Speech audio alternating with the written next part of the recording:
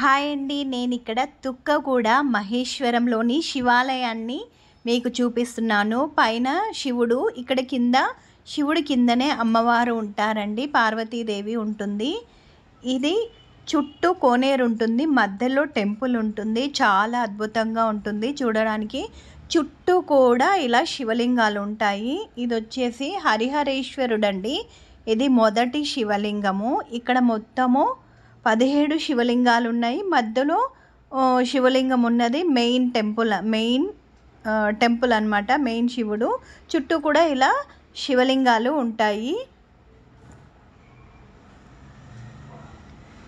ఇది రెండవదండి, శ్రీ మల్లేశ్వర స్వామి అంట.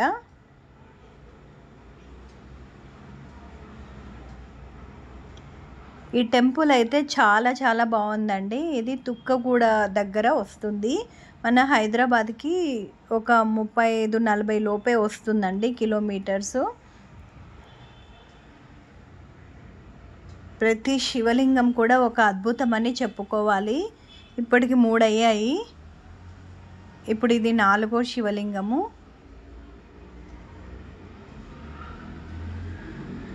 గోరా శంకరుడంట.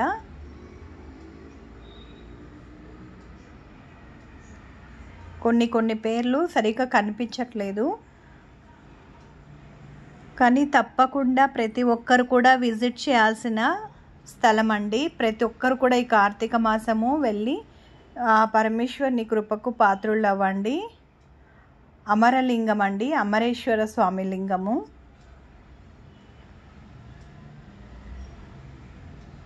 అసలు ఎంత బాగుందో, అక్కడ ఉన్నంతసేపు కూడా మాకు టైమే తెలియలేదు, అంత చక్కగా ఉంది. ఇందులో 2-3 అయితే క్లోజ్ చేసి ఉన్నారు.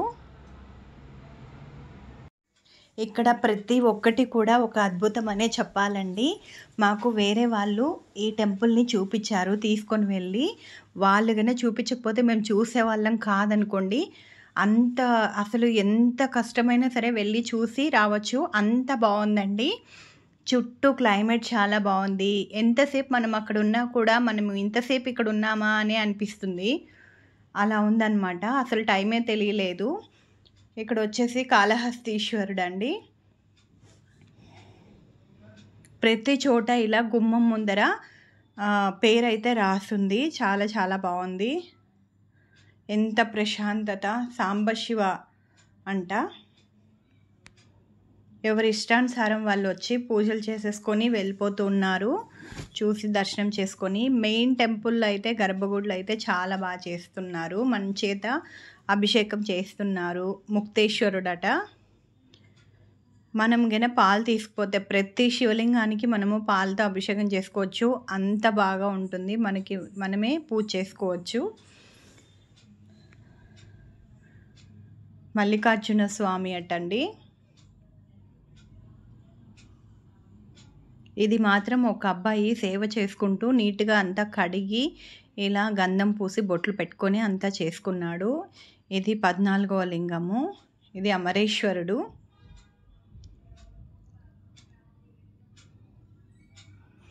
ఎవరి ఇష్టానుసారం, ఒక్క శివుణ్ణి మాత్రమే ఎవరి ఇష్టానుసారం వాళ్ళు పూజ చేసుకోవచ్చు, అభిషేకం చేసుకోవచ్చు, తాకచ్చు, దండం పెట్టుకోవచ్చు, అన్నీ చేసుకోవచ్చు అండి. చాలా చాలా మహిమాన్వితమైన టెంపుల్ అంటండి. చాలా పురాతనం కూడా అంట.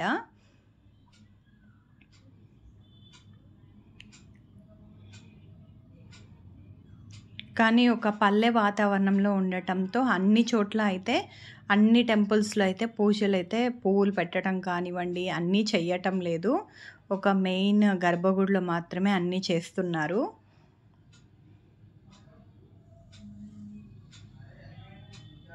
ఇలా మొత్తము అంతా అసలు ఎంత బాగుందంటే, ఆ కోనేరు ఎంతసేపు అయినా అలా చూస్తూ ఉండిపోవాలనే విధంగా ఉంది.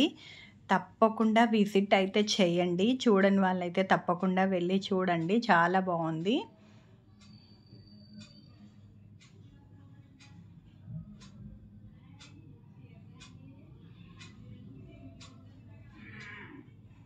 ఇలా రౌండ్గా టెంపుల్స్ ఉంటాయి. మధ్యలో అయితే కోనేరు ఉంటుంది. ఆ మధ్యలో కోనేరు మధ్యలో అయితే శివుడు ఉంటాడు. ముక్తేశ్వరుడు అండి ఈయన.